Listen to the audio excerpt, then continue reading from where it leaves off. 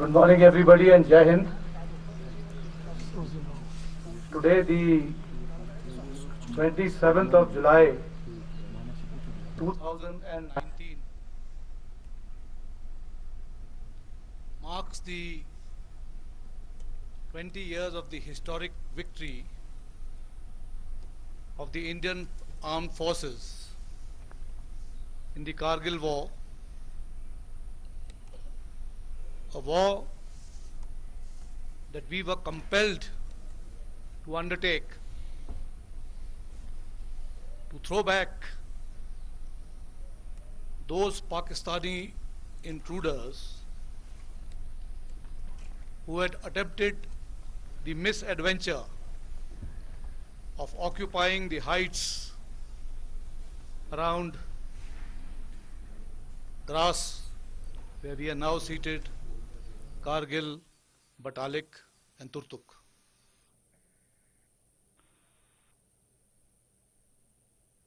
When the task was given to the Indian Army to evict the intruders,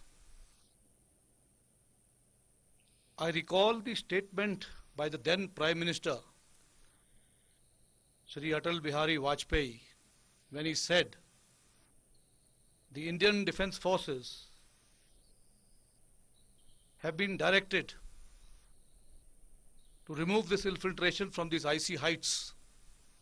And he went on to add that even before the Indian soldier is launched into battle, we are confident the victory will be ours. That was the confidence he had imposed on the defence services.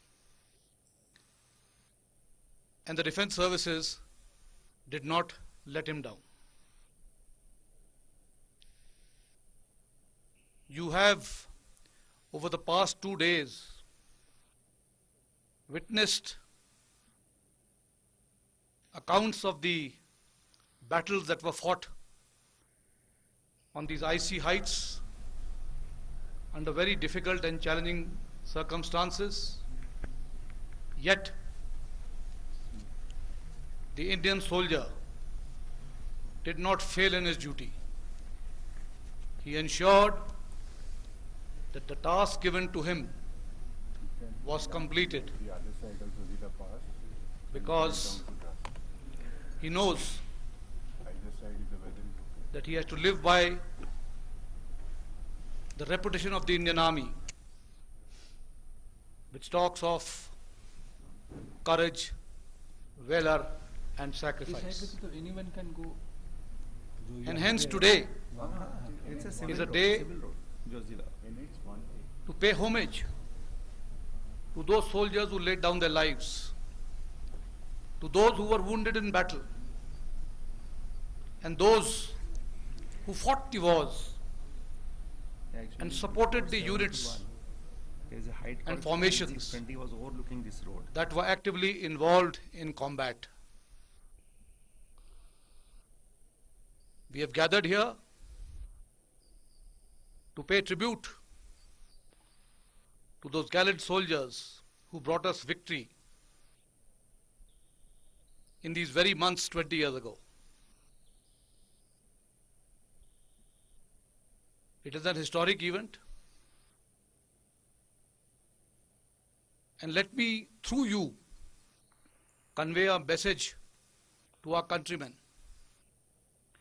that you can be rest assured that any task given to the defense services will always be accomplished, no matter how challenging or how difficult the task is. Our soldiers will continue to man and guard the borders under challenging circumstances so that you can rest in peace and sleep in comfort in your homes. All we need is your support so that the soldier can continue to remain motivated and be encouraged to carry on his tasks as ever before. Thank you, and now I am open to questions. How does the Indian Army look at this predicament that So how does the Indian Army look at the predicament that follows from Pakistan Prime Minister Imran Khan seeking mediation from the US President, considering the fact that 20 years ago the same country sent its infiltrators in the same sector? There is a difference between talk and action. And you should only believe in talk when you see action happening on ground. And that's how I'll sum it up.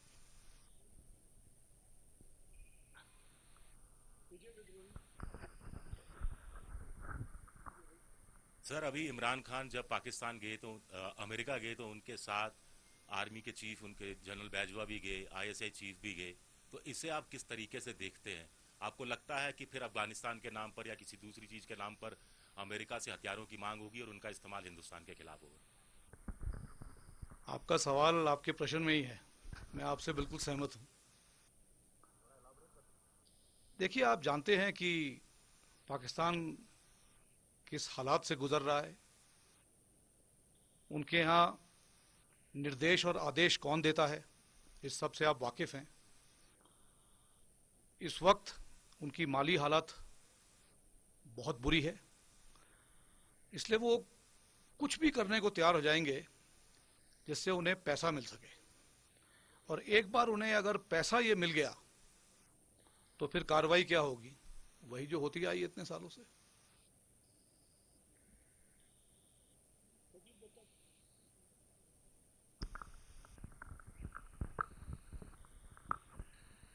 For the last 20 years since Kargil war, we have seen that Pakistan has always been in a denial mode. 20 years back also they had been denying their role in Kargil's icy heights, and even after Pulwama we saw that Imran Khan had been denying their role even in Pulwama bombing. What has really changed since Kargil and Balakot? We have seen that Pakistan is now trying to in fact convert Kashmir into theatre of global jihad. Just few days back there had been a statement from Al-Qaeda chief Ayman al-Zawahiri, where he is talking about intensifying attack on Indian forces. How difficult and challenging situation is this, and how to deal with Pakistan, which is completely in denial mode and continues to hit out at India even after 20 years? These are desperate attempts to a venture that they feel is gradually dying down. You know, when you see a flame, it erupts. And then when a flame is dying down, in the end you suddenly have spurts of, huge flames coming up in the air, and thereafter the flame dies down. So every attempt is being made by them to ensure that the K issue is kept alive, because now they have been singled out as a state that has been sponsoring terrorism on Indian soil. The world at large knows that terrorists are being trained in Pakistan. They have training camps. They are providing not just moral support, but financial as well as weaponry to our terrorists. They are infiltrating people from across the borders to join hands with the local youth to up the ante of terrorism. Radicalization and social media is being extensively used to fuel trouble in our state of Jammu and Kashmir. So I would say these are desperate attempts to keep the K issue alive, because they know that now they have been singled out and that this issue may no longer be an issue with the international community, and that they are also not able to find their feet with India. And therefore this will always be an attempt to either draw us into a communication or gain some type of support from the international community, which has been dying down. So I think it is all linked to that.